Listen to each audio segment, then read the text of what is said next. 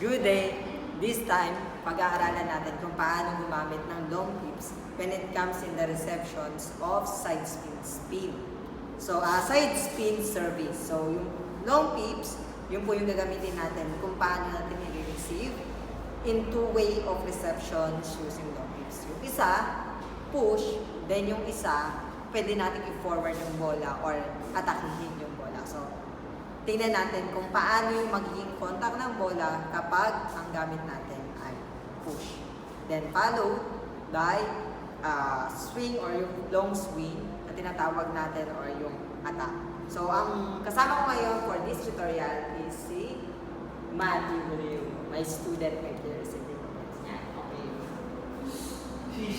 So this is the first service. So titignan natin ano muna yung maling reception when it comes in long pips. So tignan natin kung ano nangyayari pag malinis. Kapag po ginawa natin without push, then tinapat lang natin yung bola, yung possibility ng both sides sumaksakan yung bola. So kailangan po, kapag narisip po tayo, automatically on the rise ang kuha ng bola. On the rise, then push the ball. So tignan natin kung it is okay na tapa yung extension. You need to push the ball on the rise.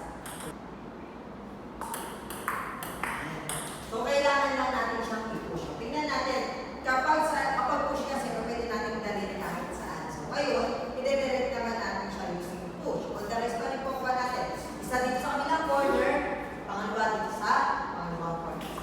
So circle si Matt na dalawang beses.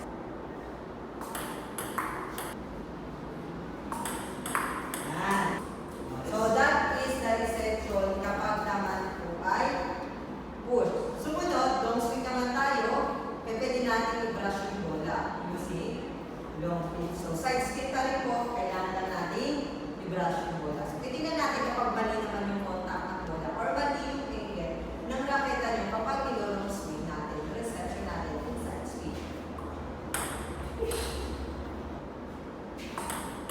Yan. Yung kung part na yun, late. Sobrang late yung kinuha yung bola.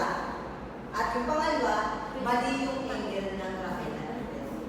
So, kailangan ko, kapag kinukuha natin yung bola, naka-open racket, then saka po natin siya i-brush. Or pwede na mga slightly close, pwede rin slightly close, pero pwede na, kuha natin sa kanila, late pakuna, na parang rubber. Pero may part na open racket pa rin.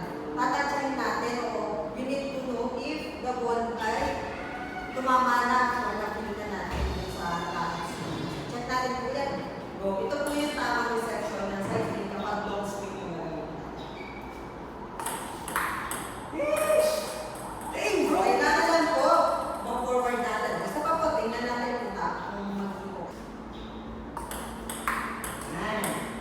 So, kailangan lang po natin ihaba yung long swing natin like last one. Side spin pa rin po, kailangan lang. So, that is the end of my tutorial when it comes to receiving a side spin using long pips. That's all. Thank you. Bye-bye.